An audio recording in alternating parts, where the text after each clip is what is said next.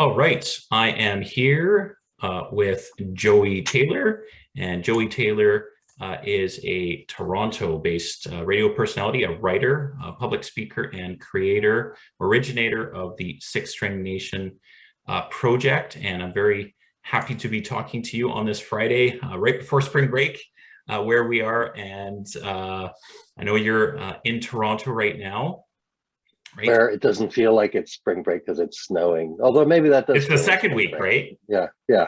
Yeah, absolutely. For some, no. I think for most students, they head out today. Okay, okay. So Today, it's but sunny. I but, Okay. but I have friends who've already set off for sunnier climes. So Yes. who knows? We Who have a knows? few of I don't those have kids. here as well.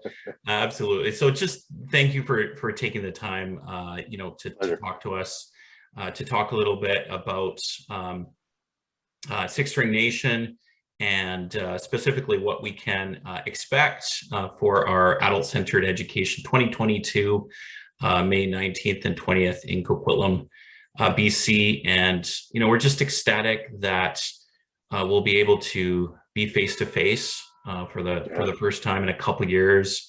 I know you were mentioning to me that you will be performing and speaking in a couple weeks, first time in a couple years as well. yeah, So, yeah, just that excitement. I think people are really feeling that sense now as we head into springtime. So, yeah. looking I forward hope to so that. too. Yeah. Yeah, So, just have a couple questions today, and sure.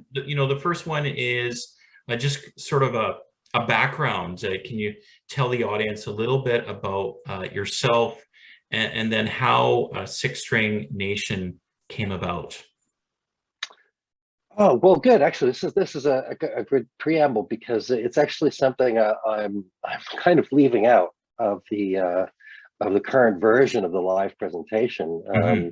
just because the world has changed so much, and I want to address that. Yeah. Um, uh, so so this gives me a chance to give that background. So I'm a music guy. I'm a broadcaster. I Not anymore, but I was Hmm. for a long time. And after my first stint as a volunteer broadcaster for CKLN Radio in Toronto, I started working for Harbourfront Centre Hmm. in the late '80s and through the '90s, and most of the '90s. And uh, while I was there, of course, 1995 was plonk in the middle of that. And you might recall that 1995 was the October of that year was the date set for a referendum in Quebec Yep. to Absolutely. decide whether or not to separate from the rest of Canada. Yep. And so there I was working at a do-it-yourself fair, Hmm. and I was the project coordinator, the event coordinator. And so I'm getting to know the people who are in the room, and I'm doing my job. And one of the people who was in amongst the brew your own beer and make your own yogurt people Hmm. was a guy who was about building your own guitar. Okay. And I got into a bit of a conversation with him, which was really fascinating because I'm one of those people who knows a little bit about a lot of things. Hmm. So I was trying to sound smart, and I said, so is this? He had a bunch of materials and tools laid out on the table in front of him, and I was like, oh, is this Brazilian rosewood or African ebony or Japanese maple? Because I know those are the things you're supposed to make guitars out Hmm. of. Right. And he said, no, actually, I don't like to use the exotic woods because there's a bunch of different reasons. It's not good for the environment and a bunch of other things. It's not good for the local economy sometimes, Hmm. and also we have all this great wood in Canada that we kind of overlook. Right. So he was at that time trying to make a guitar just using wood from his property, Right. um, and because this referendum was looming just months away, it gave me the idea. And I said, hey, do you think you could build a guitar using pieces from every province and territory? And then we'd have this kind of national unity guitar, that would Right. be kind Right. of an antidote or at least a conversation point for that debate. Yeah. He said, well, that sounds like fun. Sure, I'll give it a try. Um, I think at the time, I thought we would have that done within a few months and it would be ready for referendum. Instead, Right. it took 11 years Oh, wow. because uh, because gathering those pieces and talking to people and doing the research to figure out what the pieces would be led me down all kinds of fascinating pathways. One of which I'll talk about in the presentation when I see you. But really, it changed the nature of it, and it became, this project isn't about a feel good, kumbaya kind of we're all together thing. This is about true diversity. This is about recognizing the value of diversity, and not only the things that we celebrate, but the things that we mourn, and the things that we are ashamed of. Those are all part of our story as Canadians. And this guitar that we ended up building out of all these different pieces is really meant to open a doorway to all of those stories, so that it's kind of a complete picture of Canada that is welcoming, that acknowledges pain and triumph, and becomes something that every single person who encounters it can lay claim to in their own way. You know what I mean? Like everyone can see themselves reflected in some part of it. So that's sort of the background of me and the project. Since then, I mean, I went on to work with CBC for 10 years and all that kind of stuff, all the while keeping this project going, which is why it took 11 years to finally bring to life. Wow, that's amazing.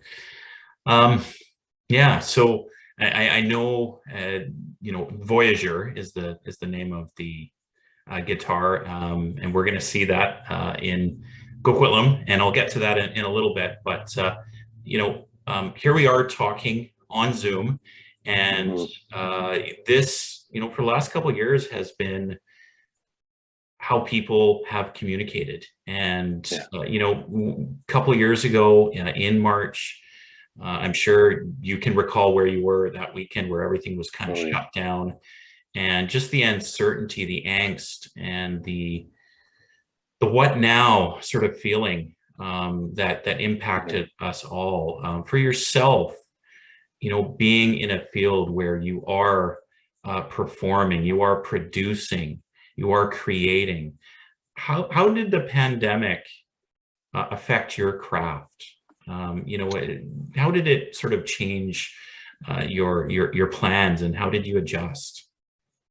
Well, in a couple of really profound ways. It's a really great question, and one that I'm still trying to answer for myself, I think, in lots of ways.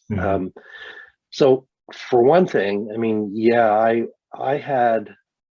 we had just done a show at the beginning of February 2020 in Prince Edward County here in Ontario that was just fantastic. Now, at that time, the virus was on the horizon. We'd heard things, but it wasn't here that we knew of. And I had bookings at schools. So this presentation has a few different lives. I do school presentations, I do conference presentations, I do community presentations, I appear at festivals, we do theater shows. There's different sort of variations on how the story gets told. And so I had a number of those lined up, including one on March 28th. In fact, the one that I will be doing in 2 weeks' time in Ferguson, Ontario, is the one that was supposed to happen March 28th, 2020. And obviously, those gigs all disappeared, which was devastating in its own way. And like everyone else, there's this idea, well, how do we continue to do this? How do I pivot, as they say? How do I find a way to tell this story online? And I was really fortunate that some people still wanted to book the presentation, and that I had friends in the music arena who wanted to do stuff with me online. I did a great collaborative thing with Stephen Fearing over YouTube. I did a podcast with a guy in Ireland. Actually, he's in where is he? Belgium, but he's Irish. there was all this sort of great stuff that happened online, and I began to gear the presentation to a virtual delivery. Yeah. In fact, I began to think about this as a really positive thing, because here is a way that we could actually, there is so much content in this guitar. There are so many stories. I can guarantee you, when I see you, you will not hear the half of them. You will hear a small fraction of them. Right.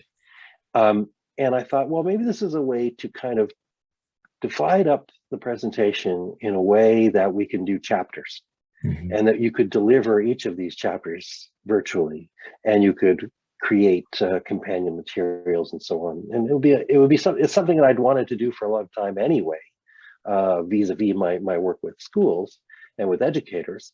And this seemed to be like a great opportunity to do that.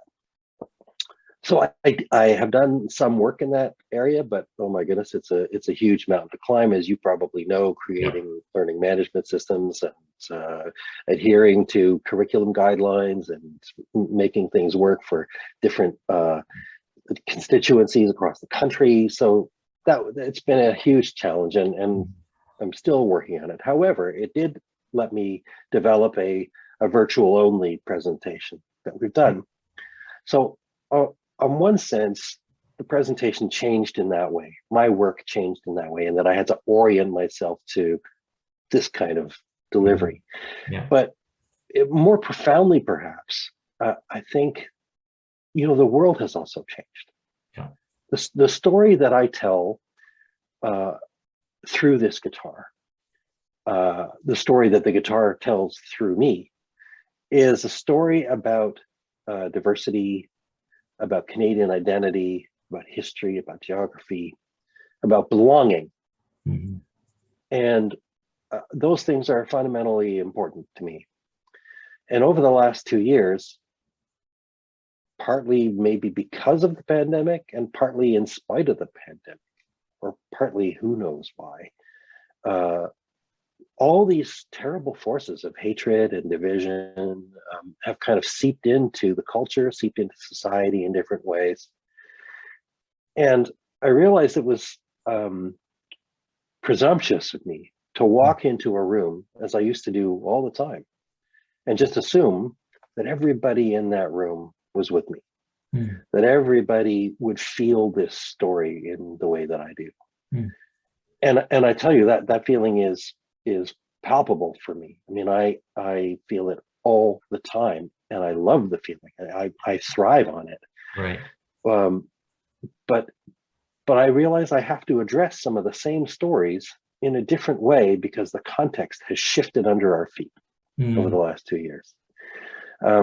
So my principles remain stalwart. The story remains, to me, and hopefully to your audience as well, compelling and moving and resonating. But it is a challenge to always have in the back of your mind, how do people feel about the world? How do people feel about this country? How do people feel about their place in it?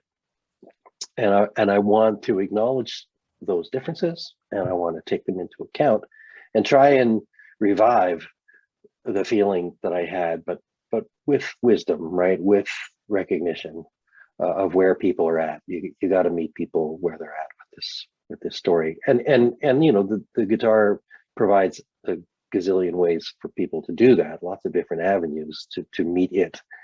But it has definitely informed my way of thinking about what you'll be seeing when we meet in May. Wow. Yeah. Yeah. When I listen to you there, Joey, I think I take some strands out of your answer there, and again, it's this pandemic. I think in a field such as your own, it does.